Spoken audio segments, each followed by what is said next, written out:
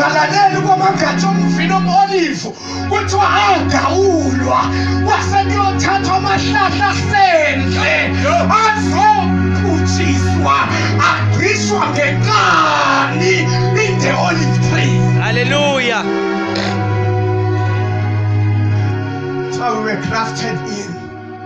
Yazi into grafted in labenza agriculture ukuthi noma ngathi ibranch akuyona yakho kodwa umuke yahlala kahle nje emvinini yahlala isikhashana nomvini yanqela izinto ezithile emvinini uze kukhohlakala ukuthi kahle kahle leli igatshe lasendle kahle kahle lalingafanelwe ukungena emvinini. Hey, Nkosi yami. Ngiswayo uMpostoli Paulos emayebhala athi thina sasikude naye athi sasingabezizwe athi sasingenayo isabelo kuyifala kwaIsrayeli athi kodwa ngesikhathi esifaneleyo wamthumela uJesu ukuba azofela labo ababelahlwe ngaphandle ukuba lo ngumlahlwa angabesaba ngumlahlwa. Hallelujah. Kodwa abe yindodana kaNkulunkulu. Jesus.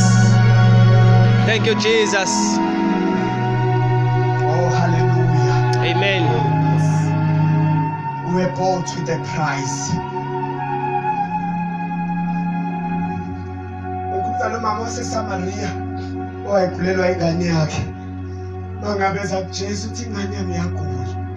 Uthi uJesu ungasithatha isinkwa sabantwana usinike izinja. Hey.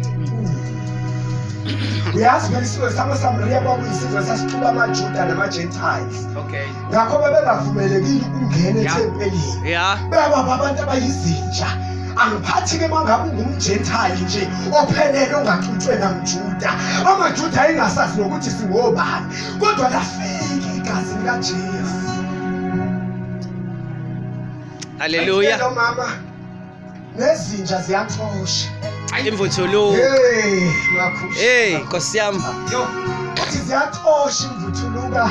Waphansi kwetafula. Etafuleni. Noma ngingafanele kangaka kodwa nezinja ziyaxosha. Imvuthuluke wayo etafuleni. Athi amaJuda mangabe enqaba uMesiya kwase kuwela kwabezizwe. Anokhumbula wabazalwane ukuthi uJesu wayengezanga kwabezizwe wayeze kwabakubo. Hallelujah.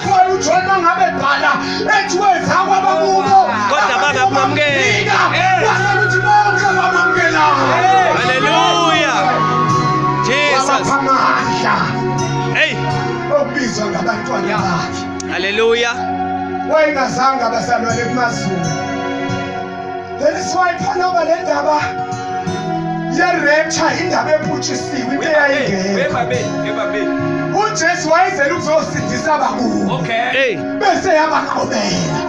That is why mangabe mbuzo uPetro uthi bathi ngingubani lapha ngaphandle. Uthi abanye bathi nguEliya, abanye bathi umunye wabaprofethi. Uthi uJesu ninake. Ya. Ethi ngubani? Uthi uPetro wena unguKristu. Leli gama lithi Kristu abazalwane lalingavumelekile kwaJuda. Kwangelona igama ungalibiza isinomi kanjani. Nanamhlanje amaJuda asalindele uMesiya. Ngoba wamkholwa ngalo wafikayo. Kuthiwa ngokungamkholwa kwabo wasamukelwa abezizwe. Hey, Nkosi yami. That is why kuthi uMpostoli Paulos baba umfundisi athi uJesu akaqeda uNkulunkulu akaqedi ngoIsrael.